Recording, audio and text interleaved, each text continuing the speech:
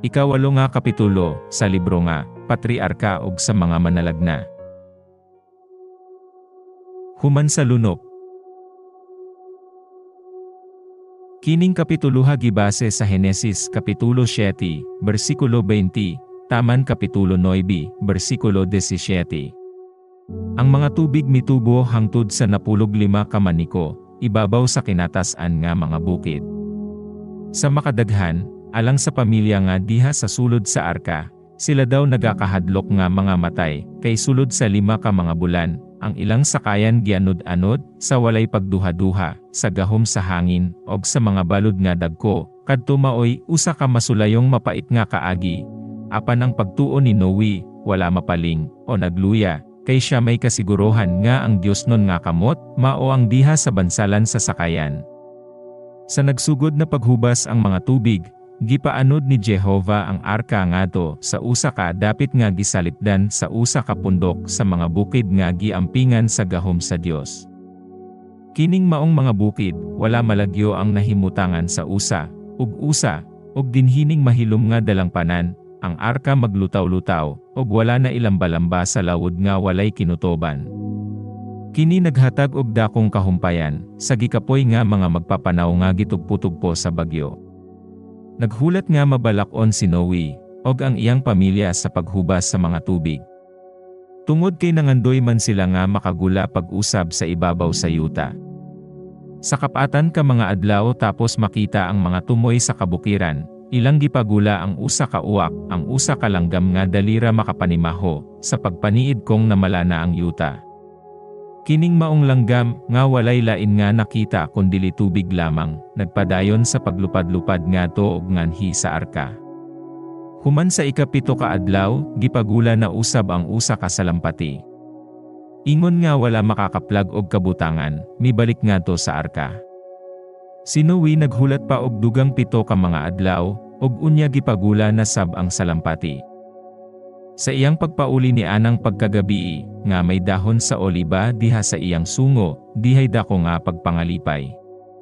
Sa ulahi, gikuha ni Noe ang atop sa arka, ug siya mitan-aw, og ani akaron, ang nawong sa yuta na malana, sa gihapon naghulat pa si Noe nga mapailubon diha sa sulod sa arka. Maingon nga siya misulod sa arka sa mando sa Dios, maingon man usab nga siya naghulat alang sa pinasahi nga mga pahimangno alang sa paggawas ni ini. Sa katapusan, ang usa ka manulonda na naugikan sa langit, gibuksan ang dako kaayo nga pultahan, og giagda ang patriarka og ang iyang panimalay sa paggulangan ha sa ibabaw sa yuta, ug gipadala kanila ang tanang buhi nga butang. Sa kalipay sa ilang paghigula, si Noe wala mahikalimot sa Dios, nga pinaagi sa iyang maluluyon nga pag-amuma, sila giampingan. Ang una niyang buhat tapos sa pagbiya sa arka, mao ang pagpatindog og usa ka halaran, og naghalad gikan sa matagmatang sa mahinlo nga mananak, og langgam sa usa ka halad inihaw, nga sa ingon ni ini, nagpaila siya sa iyang pagpasalamat ngadto sa Dios, tungod sa kaluwasan, og sa iyang pagtuo diha kang Kristo, nga mao ang dakong halad. Kining mao nga halad nakapahimuot ni Jehovah, ug misangput ang usa ka panalangin, dili lamang ngadto sa patriarka ug sa iyang pamilya, kundili ngadto sa tanan nga magpuyo sa ibabaw sa yuta. Og si Jehovah nakapanimaho sa matamis nga kahumot. Og si Jehovah miingon sa iyang kasing-kasing, dili ko na pagatunglohon pag-usab ang yuta tungod sa tao, samtang aniya pa ang yuta, ang pagtanom og ang pag-ani, og ang kabugnaw og ang kainit, ang ting-adlaw og ang tingtugnaw og ang kaadlawon og ang kagabhion dili mga undang. Aniya dinhi ang usa ka leksyon alang sa tanang magasunod nga mga kaliwatan. Si Noe nahigula sa ibabaw sa usa ka yuta nga nagunob, apan sa wala pa siya mag-andam og balay alang sa iyang kaugalingon, iyang gitukod ang usa ka halaran ngadto sa Dios. Ang iyang kabakahan gamay ra, og kini naampingan gikan sa dakong kadaot, apan sa malipayon iyang gihatag ngadto sa Ginoo ang usa ka bahin ni ini, ingon nga usa ka pag-ilanga ang tanan iya sa Dios. Sa sama nga paagi, maoy atong atimanon pag-una ang paghatag sa atong kinabubuton nga mga halad ngadto sa Dios. Ang matag pagpasundayag sa iyang kalooy og gugma nganhi kanato, kinahanglan sa mapasalamaton gayod, pinaagi sa mga buhat sa paghalad, o pinaagi sa mga gasa alang sa iyang katuyuan. Tingaliun niya nga ang pagkatigom sa mga panganod, og ang pagpangahulog sa ulan maghatag og walay hunong nga kalisanggikan sa kahadlok sa lain pangalunop. Gipadasig ni Jehova ang pamilya ni Noe, pinaagi sa usa ka saad, og pagatukoron ko ang akong saad uban kaninyo, wala na gayud lunop nga magalaglag sa yuta. Ang akong balangaw ibutang ko diha sa panganod, og mahimo kini nga usa ka timaan sa saad sa taliwala nako, og sa yuta. Og mahitabo nga sa diha nga, pagapaanhion ko ang dagum sa ibabaw sa yuta, nga ang balangaw makita sa panganod, og pagatan-awon ko kini, aron mahinumduman ko ang saad nga dayon sa taliwala sa Dios, ug sa tanan nga binuhat nga buhi. Pagkadako sa pagpahinunot sa Dios, ug sa iyang kalooy alang sa masalaypon niyang mga binuhat, diha sa pagpahimutang sa matahom nga balangaw, diha sa mga panganod ingon nga timaan sa iyang pagpasigsaad uban sa mga katawhan. Si Jehova nagpahayag nga sa diha nga motanaw siya sa balangaw, iyang pagahinumduman ang iyang saad. Kini wala magpasabot nga may paghikalimot siya. Apan siya nagsulti nganhi kanato diha sa atong pinulongan, aron atong masabot siya pag-ayo. Maoy tuyo sa Dios, nga samtang ang mga anak sa sunod nga mga kaliwatan magpangutana sa kahulugan sa mahimayaon nga arko nga nagasangkad sa kalangitan, ang ilang mga ginikanan magasubli sa sugilanon sa lunop, ug magasugilanon sila nga ang labing hataas nagpiko sa balangaw, ug gibutang kini diha sa mga panganod ingon nga usa ka pasalig nga ang mga katubigan dili na moawas pag-usab sa yuta. Busa gikan sa usa ka kaliwatan ngadto sa usa, kini magapamatuod sa Dios non nga gugma ngadto sa tawo, ug magalig-on sa iyang pagsalig sa Dios. Dito sa langit ang dagway sa usa ka balangaw nagaliko sa trono, ug nagaarko kini sa ibabaw sa ulo ni Kristo. Ang manalagnan nagaingon, ingon sa panagway sa balangaw nga anaa sa panganod sa adlaw nga may ulan, maoman ang panagway sa kasidlak nga naglibot. Kini mao ang panagway sa mayong sa himaya ni Jehova. Ezekiel Kapitulo 1, versikulo 28. Ang tigpadayag nagpahayag nga nagaingon, tanawa, dihay usa ka trono sa langit, og sa trono dihay naglingkod, ang trono giliyukan sa usa ka balangaw nga morag susama sa esmeralda. Pinadayag Kapitulo 4, versikulo 2 ug 3. Sa diha nga ang tao, pinaagi sa dako niyang pagkadautan magaimbitar sa Dios non nga mga paghukom, ang manluluwas, nga magalaban alang kanya, magatudlo ngadto sa balangaw diha sa mga panganod, ngadto sa balangaw nga naglibot sa trono, ug ibabaw sa iyang kaugalingon nga ulo, ingon nga usa ka ilhanan sa kalooy sa Dios ngadto sa mahinulsulon nga makasasala. Uban sa pasalig nga gihatag ngadto kang Noe mahitungod sa lunop, ang Dios sa iyang kaugalingon nagpakigdugtong sa usa sa labing bililhon nga mga saad sa iyang grasya. Kay ingon nga ako nanumpa nga ang mga tubig sa mga adlaw ni Noe dili na mulunop sa yuta pag-usab, sa ingon ni Ana, ako nanumpa nga dili na ako masuko kanimo, nimo badlong kanimo. Kayang mga bukid kaha mga papha, og ang mga bungtod mabalhin, apan ang mahigugmaong kalolot dili mo bulag kanimo, ni ang akong tugon sa pakigdait mabalhin, nagaingon si Jehova nga adunay kalooy kanimo.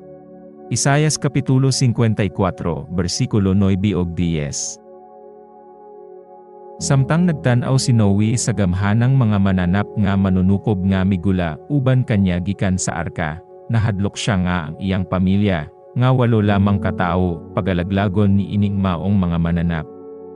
Apan si Jehova nagpadala sa usa ka manulunda ngadto sa iyang sulogoon uban sa mapasaligon nga mensahe nga nagaingon, og ang pagkahadlok tungod kaninyo, og ang pagkakulba tungod kaninyo moabot sa ibabaw sa tanan nga mananap sa yuta, og sa tanan nga langgam sa kalangitan, sa tanan nga nagakamang sa yuta, og sa mga isda sa dagat, sa inyong kamot ginatugyan sila. Ang tanan nga mga butang nga nagalihok, og buhi mahimong kalanon alang kaninyo, ingon man sa mga utanon, og mga balili, gihatag ko kaninyo ang tanan.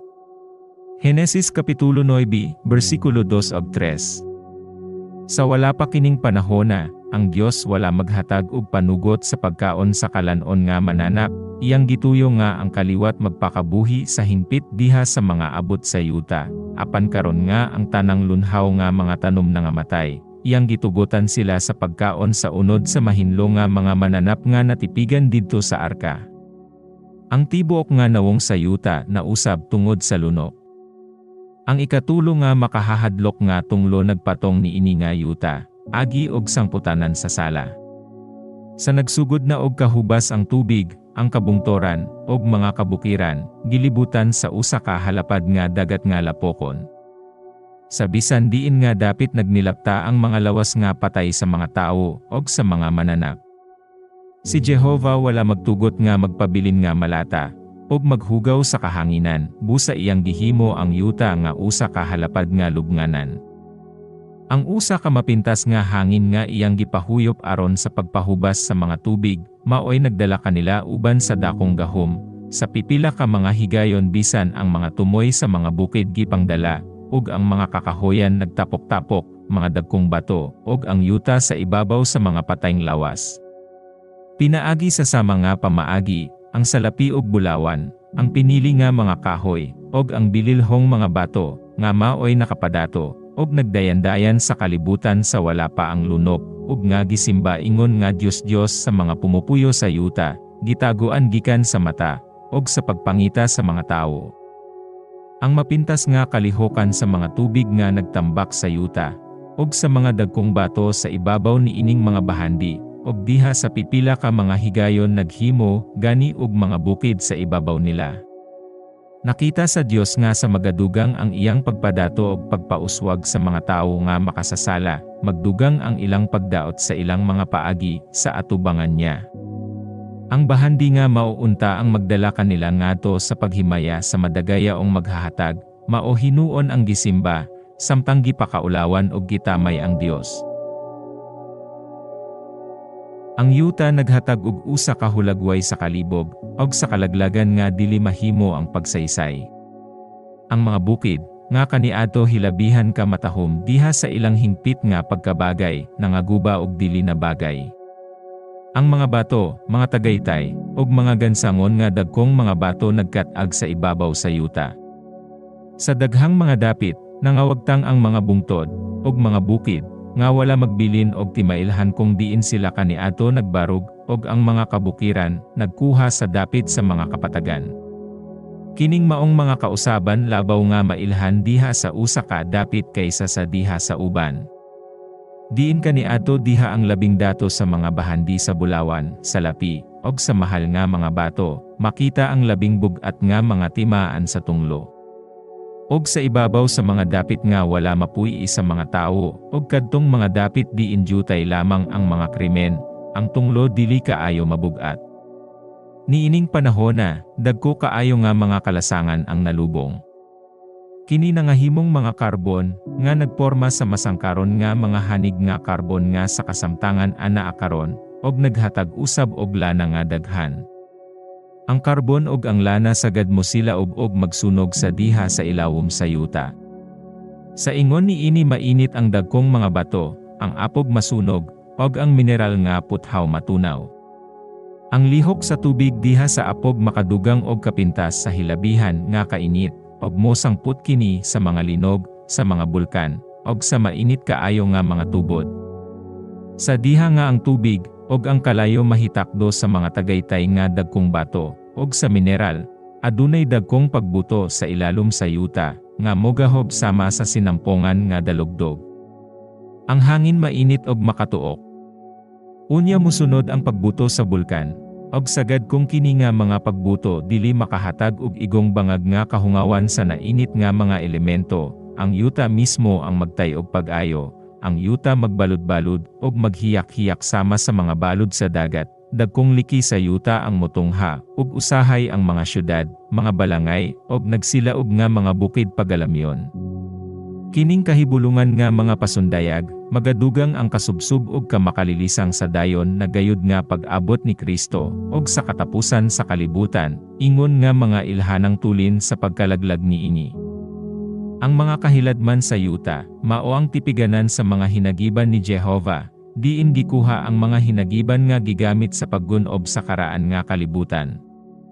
Ang mga tubig nga nagabugwak gikan sa yuta mihiusa sa mga tubig nga gikan sa langit, aron sa pagtapos sa buhat sa kalaglagan.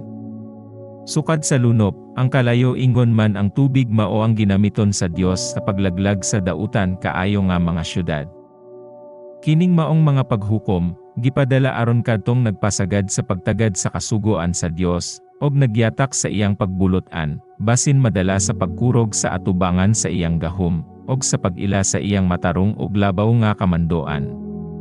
Tungod kay nakita sa mga tao nga ang nagsilaob nga mga bukid nagbugwak og kalayo og mga siga, og mga baha sa natunaw nga mineral, ang nangamala nga mga suba, ang pagkaunlod sa dagkong mga syudad, og ang pagkuyanap bisan diin sa kagunoban og sa kalaglagan, ang labing maisog nga kasing-kasing napuno sa kalisang, og ang mga walay pagtuo, og ang mga tigpasipala na pugos sa pag-ila sa dili masukod nga gahom sa Dios.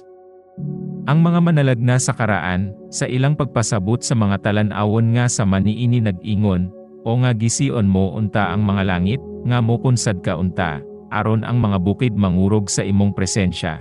Ingon nga ang kalayo nagasunog sa kasagbutan, og ang kalayo nagapabukal sa tubig aron sa pagpaila sa imong ngalan sa imong mga kaaway, aron nga ang mga nasud mangurog sa imong presensya. Sa diha nga buhaton mo ang imong mga butang nga makalilisang nga wala na mo paabuta, ikaw mikunsad, ang mga bukid mingkurog sa imong presensya. Isaias Kapitulo 64, versikulo 1-3. Ang dala ni Jehova anaa sa alimpulos og anaa sa bagyo, og ang mga dag-umma o ang abog sa iyang mga tiil. Iyang gibadlong ang dagat, og nagahimong mamala ni ana, og ginapamala niya ang tanang mga suba. Nahum Kapitulo 1, versikulo 3-4. Ang mga pasundayag nga labaw pa ka makalilisang kaysa sa nakita sa kalibutan, pagasaksihan diha sa ikaduha nga pag-abot ni Kristo. Kanya ang kabukiran ming linog, og ang kabungtoran nga tunaw, og ang yuta mibalod diha sa iyang atubangan, o ang kalibutan og ang tanan nga na nagpuyo niini. Kinsa ba ang makatindog sa atubangan sa iyang kapungot? Ug kinsa ang makapabilin sa kapintas sa iyang kasuko? Nahum Kapitulo 1, versikulo 4-6. Ipaubos ang imong kalangitan, O Jehova, ug kumunsad ka, hikapa ang kabukiran, og sila moaso. Pagula ang mga kilat, ug isabwag sila, ipadala ang imong mga udyong, og patibulaga sila. Salmo Kapitulo 144, versikulo 5-6. Og ipasundayag ko sa itaas, ang mga kahibulungan diha sa kalangitan, og sa ubos ang mga ilhanan diha sa yuta, dugo og kalayo, og gabon nga aso. Buhat Kapitulo 2, versikulo 19. Og misunod ang mga pagpangidlap sa kilat, og ang makusog nga mga kagahob, og ang mga paglipak sa dalugdog, og ang usa ka dakong linog nga wala pay ingon sukad nga may tawo nga nagpuyo sa yuta, hilabihan gayud ka dako ang maong linog. Og ang tanang kapuluan nga hanaw, og wala nay bukid nga makita, og dihay dagkong mga bato nga yelo nga nag-ulan gikan sa langit, nga tagkaliman ka kilo ang gibug-aton. Pinadayag Kapitulo 16, versikulo 18, lakbit 20, og 21. Sa diha nga ang mga kilat nga gikan sa langit mohiusa sa kalayo, dinhi sa yuta, ang mga bukid magasunog sama sa usa ka hudno, ug magaula sa makalilisang nga buhagay sa natunaw nga mga bato, ug pagatabunan ang mga tanaman ug mga kapatagan, mga baryo ug mga syudad. Ang nagbukal nga tinunaw nga mga tinapok, nga ilabay nga to sa mga suba, makapabukal sa mga tubig, nga makapalupad sa dagkong mga bato sa kapintas nga dili masaysay, ug magapakatag sa ilang nga tinipak nga nangabuak sa ibabaw sa yuta. Ang mga suba mga uga. Ang yuta magbalod-balod, sa bisan diin nga dapit adunay makalilisang nga linog ug mga pagbuto. Sa ingon niini, pagalaglagon sa Dios ang mga dautan gikan sa yuta. Apan ang mga matarong, pagatipigan diha sa taliwala ni ining mga kaguliyang, ingon nga sa makang Noe nga gitipigan diha sa arka. Ang Dios mahimong ilang dalangpanan, og sa ilalom sa iyang mga pako sila magasalig. Nagaingon ang salmista, tungod kay imong gihimo si Jehova, nga mao ang akong dalangpanan, bisan ang labing hataas, nga imong puloy-anan, dili mo abot kanimo ang kadautan. Sa adlaw sa kasamok, pagataguan niya ako sa iyang puloy-anan, diha sa tabil sa iyang balong-balong, pagataguan niya ako. Salmo Kapitulo 27, versikulo 5. Ang saad sa Dios mao kini, tungod kay gipahilunan niya ang iyang gugma kanako, busa ako magaluwas kanya, ipahiluna ko siya sa itaas tungod kay naila niya ang akong ngalan. Salmo Kapitulo 91, versikulo 9 og 10, lakbit 14.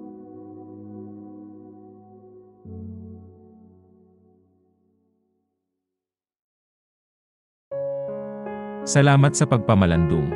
Ayaw kalimti og like, share, og subscribe alang sa dugang nga mga espiritu sa tagna, nga mga audiobook.